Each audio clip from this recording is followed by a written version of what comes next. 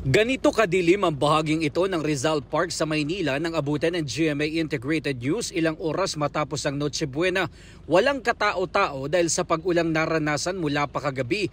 Ganyan din ang sitwasyon sa bahaging ito ng Kartilya ng Katipunan kung saan naging picnic area noong nakaraang Pasko. Ang bagong tayong Binondo Intramuros Bridge na dinarayo dahil sa magara at maliwanag na mga ilaw nito, wala rin tao sa pagsalubong ng Pasko kanina. Sa bahaging ito ng Liwasang Bonifacio, wala ring mga bumisita para mag-picnic para sa Noche Buena. Pero sa bahaging ito ng Tondo, buhay na buhay ang mga tao.